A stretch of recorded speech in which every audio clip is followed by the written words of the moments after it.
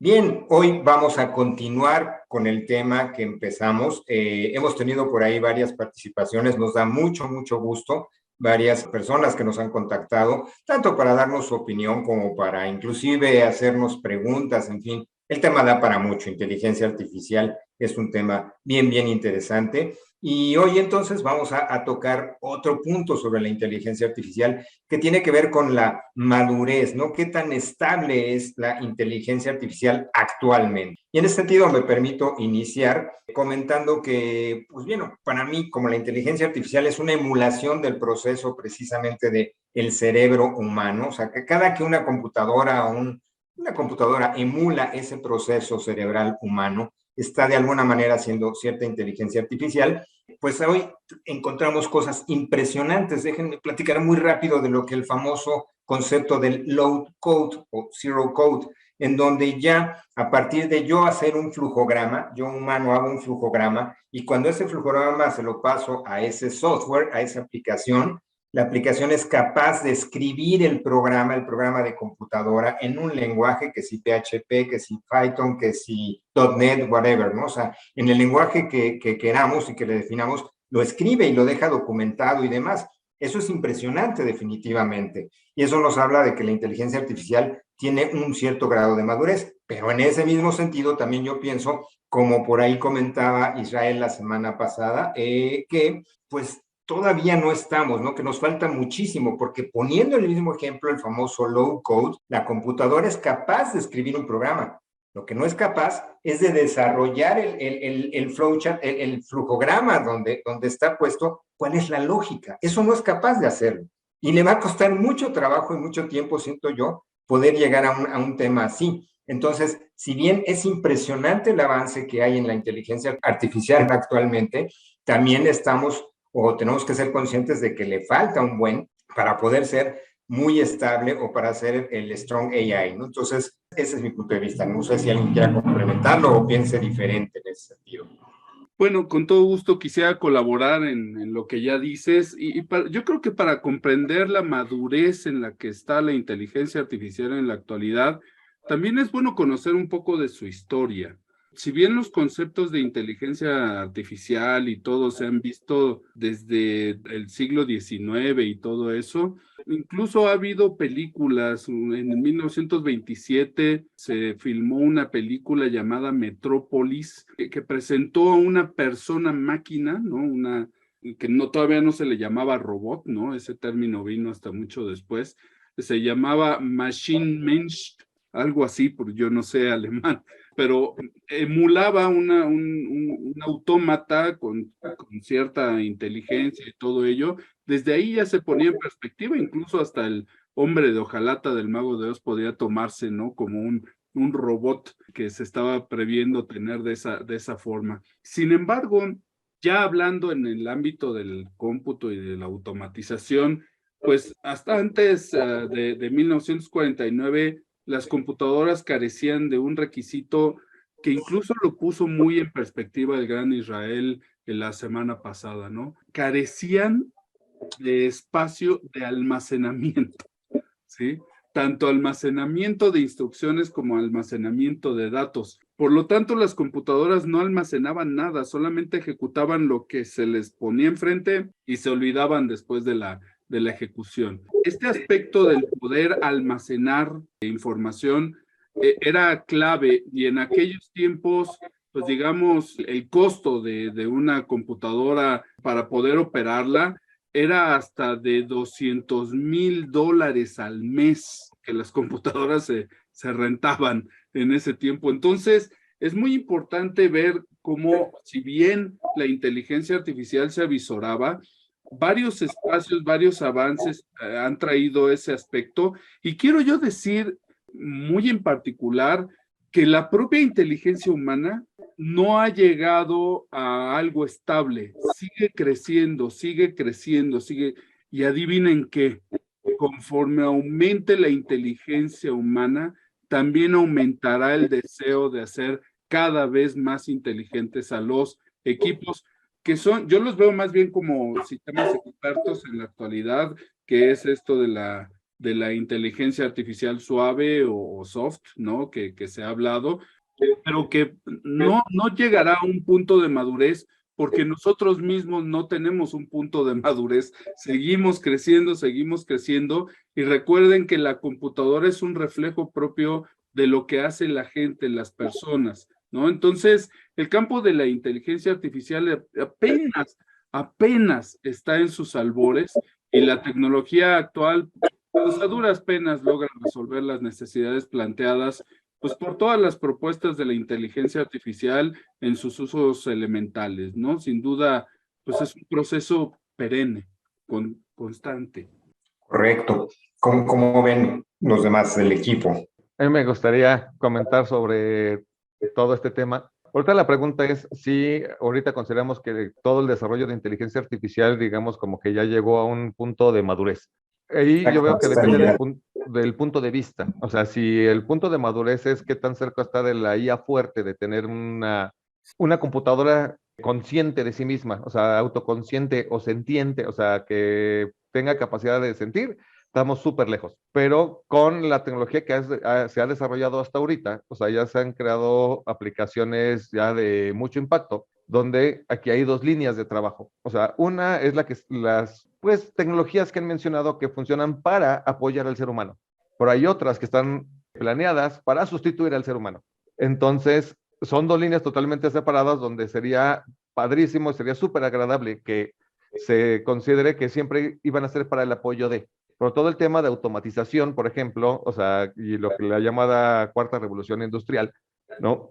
Pues lleva ya un desarrollo muy avanzado donde sí está dejando sin trabajo y falta lo que sigue, ¿no? O sea, ahorita muchísima gente. Entonces, tampoco hay que olvidar que pues se ha cumplido, o sea, aunque haya sido una cosa que se dijo al aire en algún momento, pero sí ha tenido una consistencia, lo que es la ley de Moore, que la ley de Moore dice que pues se va a aumentar tanto procesamiento, almacenamiento y RAM al doble cada 2 años al mismo precio. O Entonces, bajando el precio, inclusive. inclusive está bajando el precio, pero sí se ha conservado, o sea, desde sus inicios, años 70, 80, o sea, sí ha seguido ese crecimiento exponencial. Entonces, si decimos, oye, si nos llevó 20, 30 años llegar al punto en donde estamos ahorita, pues bueno, para llegar al siguiente punto, pues va a llevar otros 20 o 30 años. O sea, tener totalmente claro que eso no va a pasar. O sea, todos los avances que hubo desde los 80 hasta el año 2022, pues vamos a ver el doble de avances del 2022 al 2024. Entonces, si bien hay todavía tecnologías que todavía no están muy maduras, pues en los siguientes 2 años, en los siguientes 4, 8, o sea, el crecimiento viene realmente espectacular. Entonces, no hay que pues quedarnos así como tranquilos de, todavía le falta muchísimo porque viene a un paso sumamente acelerado. Sí. Uh-huh. Adelante, Israel, por favor.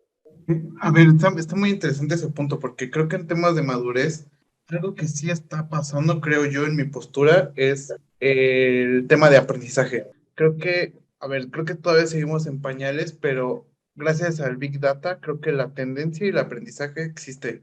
Es decir, hay tanta ya, antes, por ejemplo, para hacer experimentos o temas de conceptos de experimentación, la verdad es que no había tantos datos para saber, por ejemplo, si una vacuna, por ejemplo, creo que esa es una de las partes importantes. La obtención del Big Data es tan importante que nos dio lugar a poder hacer en tiempo récord una vacuna a nivel mundial.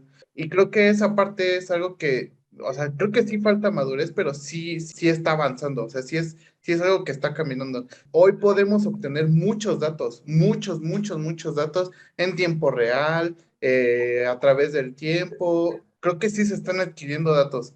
Ahora, ¿qué hacer con ellos? Creo que es la parte complicada porque ya tenemos los datos. Ahora, a través de eso, por ejemplo, a través de Internet, o sea, público, el Internet público, no el privado, en el de donde tenemos nuestras fotos familiares, sino el Internet público, ya hay suficiente información para crear un rostro, ya hay suficiente información para crear una tendencia, ya hay suficiente información. Ya no es necesario a lo mejor recabar tantos datos. Ahora, aún así, todo eso sigue teniendo pues mucho procesamiento de información. O sea, hay mucho, o sea, a pesar de que, digamos, hemos avanzado, o sea, hoy lo que procesamos no se podía procesar hace 40, 50 años, pero creo que, no sé si sean por naturaleza o no sé, misión divina, no tengo idea, pero creo que aquí tiene mucho que ver la crisis de los microchips. Creo que ahí en ese sentido, no sé si en algún punto, este es un presentimiento mío, no sé si en algún sentido el tener que depender demasiado de los transistores o de los microprocesadores pueda llegar a también ser un tope o topar con pared en el sentido de, pues no nos deja avanzar, o sea, de todo, ya llegamos a un punto en el que sí, o sea, sí podemos seguir desarrollando, pero aún así el mismo mercado, la naturaleza no nos deja, no nos deja. Entonces creo que es una parte interesante que por lo menos a mí, en temas de madurez en específico, creo que es algo que yo sí he visto o he podido percibir. Ahí me recordaste, perdón, me hiciste recordar cuando estábamos en la universidad, seguramente a todos nos sucedió que nos platicaban de Charles Babbage como alguien que había ya inventado la computadora, pero que no la pudo poner a funcionar porque no había electricidad todavía, ¿no? Entonces, es a lo que te refieres, ¿no? Y creo que sí, digo, ya sucedió en el pasado, podría sucedernos actualmente. Paco, ¿tú cómo ves? Pues bueno, yo ahí sí difiero en algunos puntos. Yo creo que sí estamos en una etapa de madurez ya bastante fuerte en el caso de la inteligencia artificial. Lo digo desde varios puntos de vista. Uno, el impacto que tiene en las personas. Ya muchísimos millones de personas están afectados o impactados por la inteligencia artificial. Lo que sí creo es que no hay aplicaciones tan avanzadas, pero hay aplicaciones tan simples como las recomendaciones de Netflix, como los asistentes de voz de Alexa, Google Assistant, Siri, los vehículos autónomos que ya van poco más de 5 años en Singapur, esos taxis autónomos funcionando con 0 accidentes. Y China en muy pocos, 2, 3 años va a tener ya 50 ciudades operando con los taxis autónomos. Eso por un lado. Por otro, comparando un poco también la historia, a mí me tocó, mi primer contacto con la inteligencia artificial fue con los sistemas expertos allá por los principios de los 80, por 82, que eran decisiones bastante simples y yo opinaba un poco también lo que comentaba David. Yo decía, a cualquier tarugada le llaman inteligencia, ¿no? Era bastante simple. Sin embargo, ahorita, por ejemplo, digo, para ver en dónde estamos, hay diferentes estudios y que miden diferentes aspectos. El tamaño de la inversión, estamos hablando de el año pasado más de 60.000 millones de dólares nada más para inteligencia artificial. El número de patentes ya China rebasó a Estados Unidos en el número de patentes en inteligencia artificial. El número de investigadores, también hay miles, y China tiene un plan para meter como 4 millones de personas trabajando en el tema. O sea, carreras específicas. Entonces, y el número de profesionales obviamente es otro parámetro. Entonces, estamos en plena explosión y eso lo ha traído también algo que ya comentaron. La gran diferencia de que ahora se puede hacer la inteligencia artificial, los conceptos han existido desde hace muchísimo tiempo, también como ya contaba David, pero se han podido hacer por dos elementos que ahorita se comentaban, que en resumen son el gran volumen de datos y la capacidad de cómputo. O sea, y la inteligencia artificial a veces no es que sea tan compleja, sino que con la capacidad que tiene para analizar, pues en realidad ya estamos en un momento donde, por ejemplo, cosas tan complejas como hacer un diagnóstico de cáncer, ahorita Watson, por ejemplo, ya puede ser no hay un doctor que sea mejor que Watson para hacer un diagnóstico de cáncer. En leyes, lo mismo. ¿Por qué? Porque simplemente tienen acceso a los grandes volúmenes. Y hablando de volúmenes, también en el año pasado el gran avance fue, Microsoft hizo ya un modelo con 32 trillones de parámetros. Entonces, obviamente, yo creo que sí, esto va a acelerar rapidísimo. Y como muchas cosas, tiene que ver la parte económica. Entonces, creo que se viene una guerra económica bastante fuerte, sobre todo entre Estados Unidos y China, por el dominio en la inteligencia artificial. Entonces digo, porque tienes un tema de inversión y es un tema, y luego trae temas, pues obviamente militares, políticos y demás, ¿no? Que eso pues, los veremos más adelante. Pero hablando de madurez, yo considero que hay cosas que van muy maduras, que estamos acelerando, y que habrá otros temas que seguramente no llegaremos, ¿no? Que son todavía que falta. Pero sí nos hemos acelerado muchísimo en la capacidad de aplicar ya la inteligencia artificial. Perfecto. Bien, pues es lo que tenemos que platicarles hoy sobre la parte de madurez.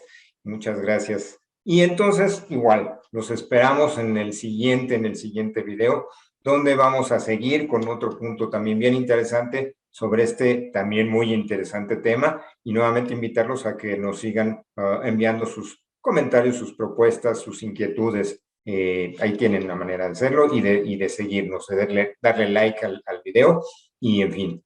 Bien, pues les agradecemos mucho el tiempo y seguimos en la siguiente sesión. Muchas gracias, hasta la próxima.